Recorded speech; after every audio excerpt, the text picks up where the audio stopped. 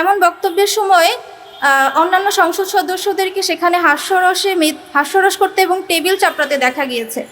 আরও দুঃখজনক হলো সেখানে নারী সদস্যরাও উপস্থিত ছিলেন। একজন নারীর ধর্মীয় পরিচয় ও ব্যক্তিগত মর্যাদাকে সেখানে খাটো করে দেখানো হচ্ছে, সেটি তো কোনোভাবেই উৎসাহিত ও সমর্থনযোগ্য হতে পারে না।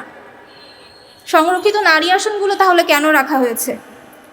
আমরা বিশ্বাস করি যে ভিন্ন মত থাকতে পারে, মতের পার্থক্য থাকতে পারে, কিন্তু বিদ্রূপ বা উপহাস, অবমাননা কখনো সভ্য রাজনৈতিক সংস্কৃতির অংশ হতে পারে না। আজ আমরা স্পষ্টভাবে বলতে চাই, মতপ্রকাশের স্বাধীনতা গুরুত্বপূর্ণ, কিন্তু স্বাধীনতারও তো একটা নৈতিক সীমারেখা রয়েছে। অন্যের ধর্মীয় বিশ্বাস, ধর্মীয় অনুশীলন কিংবা ধর্মীয় পরিচয়কে উপহাস করার নাম কখনো মতপ্রকাশের স্বাধীনতা হতে পারে না। বাংলাদেশ একটি বহুমাত্রিক ও বহুধর্মীয় রাষ্ট্র। এদেশের সংবিধান প্রত্যেক নাগরিককে নিজের ধর্ম পালন এবং ধর্মীয় পরিচয় ধারণ করার অধিকার দিয়েছে। একজন নারী হিজাব পরবেন কি পরবেন না সেটা তার ব্যক্তিগত এবং ধর্মীয় স্বাধীনতা। এই স্বাধীনতাকে সম্মান করা তো প্রত্যেক নাগরিকের দায়িত্ব, বিশেষ করে জনপ্রতিনিধিদের। আমরা গতকাল সংসদে সংশ্লিষ্ট ব্যক্তির বক্তব্যের নিন্দা জানাচ্ছি এবং আশা করছি অতি সত্বর তিনি তার বক্তব্য প্রত্যাহার করে আন্তরিকভাবে দুঃখ প্রকাশ করবেন। গতকাল জাতীয় সংসদে নারীর হিজাব পরিহিতা নারী সদস্যকে নিয়ে যে মন্তব্য করা হয়েছে তা দেশের অসংখ্য ধর্মপ্রাণ মুসলিম নারী ও পরিবারের হৃদয়ে কষ্টের জন্ম দিয়েছে। সংসদ একটি জাতির সর্বোচ্চ আইন প্রণয়নকারী প্রতিষ্ঠান। সেখানে আমরা এমন ভাষা ও আচরণ প্রত্যাশা করি যা জনগণের মধ্যে পারস্পরিক শ্রদ্ধাবোধ, সৌহার্দ্যবোধ এবং সম্প্রীতি বৃদ্ধি করবে। কিন্তু অত্যন্ত দুঃখের বিষয়, আমরা গতকাল দেখেছি যে সেখানে একজন মুসলিম নারী তার ধর্মীয় বিধান পালন করছেন। এই বিষয়টিকে অত্যন্ত হাস্যরসের বিষয় হিসেবে উপস্থাপন করা হয়েছে। সম্মানিত উপস্থিতি, আমরা স্পষ্টভাবে স্মরণ করিয়ে দিতে চাই, হিজাব একজন মুসলিম নারীর জন্য শুধুমাত্র একটি পোশাক নয়, এটি আমাদের জন্য একটি ফরজ ইবাদত, আমাদের পরিচয়, আমাদের লজ্জাশীলতা এবং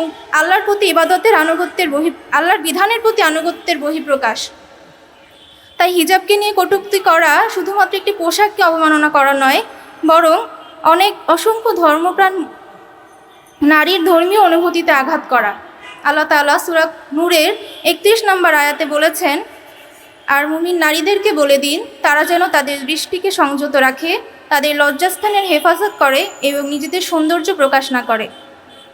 সুতরাং একজন মুসলিম নারী যখন হিজাব বা পর্দা পালন করবে, তখন তিনি তো আসলে কোনো ব্যক্তি বা দলের প্রতিনিধিত্ব এখানে করছেন না, বরং তিনি এর মাধ্যমে আল্লাহ রাব্বুল আলামিনের সন্তুষ্টি অর্জনের জন্য চেষ্টা করছেন। আজকে দেশের মানুষ সংসদে দেখতে চায় দ্রব্যমূল্য নিয়ন্ত্রণের আলোচনা, শিক্ষা ও স্বাস্থ্য ব্যবস্থার উন্নয়ন, কর্মসংস্থা ও দুর্নীতি প্রতিরোধের আলোচনা, সেই সাথে আইন শৃঙ্খলা ব্যবস্থার উন্নতি দেখতে চায়। মানুষ আপনাদের কাছে দেশ গড়ার পরিকল্পনা শুনতে চায়। তারা দেখতে চায় এমন সংসদ যেখানে জনগণের সমস্যার সমাধান নিয়ে কথা হবে। কিন্তু অত্যন্ত পরিতাপের বিষয় যে কখনো কখনো এইসব জাতীয় গুরুত্বপূর্ণ বিষয়গুলোকে আড়াল করে সেখানে একজন নারী কি পোশাক পরছেন, কাকে চেনা যাচ্ছে, কাকে চেনা যাচ্ছে না, সেগুলো এ ধরনের অনর্থক এবং বিভেদ সৃষ্টিকারী বিষয় নিয়ে আলোচনা হচ্ছে।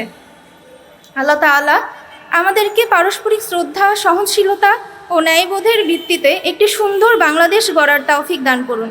এই দোয়া এবং প্রত্যাশা ব্যক্ত করে আমি আমার বক্তব্য এখানে শেষ করছি। সবাইকে আন্তরিক ধন্যবাদ। আসসালামু আলাইকুম ওয়া রাহমাতুল্লাহি ওয়া বারাকাতুহু।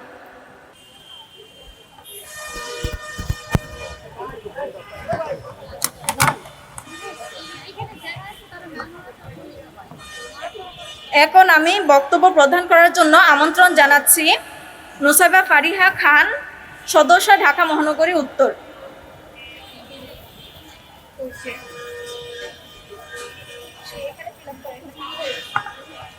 Bismillahirrahmanirrahim.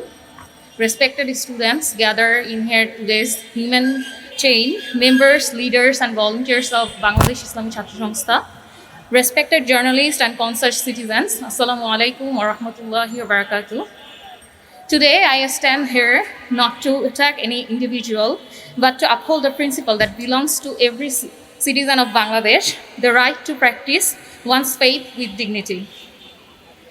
When a woman's hijab or niqab becomes the subject of ridicule, suspicion, or disparaging remarks. It is not merely a comment about clothing. For many Muslim women, it is an expression of faith, consciousness, conscience, and identity. Every citizen deserves respect regardless what they wear, whether they wear hijab or niqab or any other attire within the bounds of the law. Our constitution guarantees freedom of religion. A democratic parliament should be the strongest defender of that freedom, not a place where people feel that their religious identity is belittled. This is not about forcing one lifestyle upon another lifestyle. Just as we respect those who choose not to wear a hijab, we must equally respect those who freely choose to wear one. True democracy protects both choices. I call upon all public representatives to use language that unites rather than divides. Political disagreement should never become a reason to undermine the dignity of any religious practice or any person's sincere beliefs. Let us build a Bangladesh where no one mock women, those who choose to cover, and no one is mocked who does not. Let us reject prejudice in every form and replace it with mutual respect, justice, and wisdom. Our message today is simple. Respect faith, respect freedom, respect human dignity. May Allah guide us to speak with wisdom, act with justice, and preserve unity among our people. Thank you. একটা জিনিস বুঝি না যে পররাষ্ট্রমন্ত্রী, স্বরাষ্ট্রমন্ত্রী এরা কি ভারতের দালাল হলে নিয়োগ করা হয় নাকি এই পদে বসার পরে দালাল হয়ে যায়?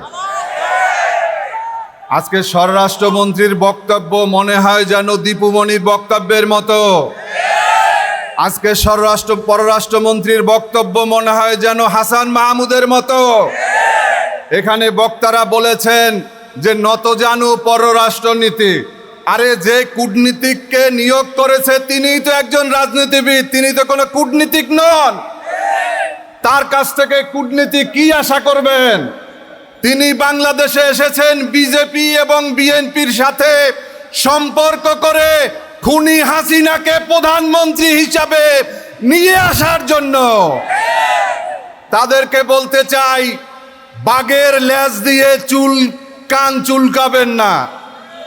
এই দেশ শেরে বাংলার দেশ, এই দেশ শাহজালালের দেশ। এই দেশে হিন্দুত্ববাদী আগ্রাসন আমরা মেনে নেব না। আপনারা মুখে বলবেন ভারতের বন্ধুর কথা, আর সীমান্তে দেবেন কাঁটাতারের বেড়া এবং বিষাক্ত কুমির ছেড়ে দিবেন, সাপ ছেড়ে দিবেন। তা তো হতে পারে না বন্ধুরা আমার। আজকে পুশিন যদি করতেই হয়, শুভেন্দু অধিকারীকে পুশিন করেন। শুভেন্দু অধিকারী স্বঘোষিত বাংলাদেশী। পুশিন যদি করতে হয় হাসিনাকে করেন। হাসিনা বাংলাদেশের সেই ফাঁসির দণ্ডপ্রাপ্ত আসামি। আপনাদের সবাইকে ধন্যবাদ। ভারতের সকল আগ্রাসনের বিরুদ্ধে আজ থেকে আমরা রাজপথে নেমেছি। আমরা ভারতীয় আগ্রাসন মোকাবেলা করেই ঘরে ফিরবো ইনশাআল্লাহ।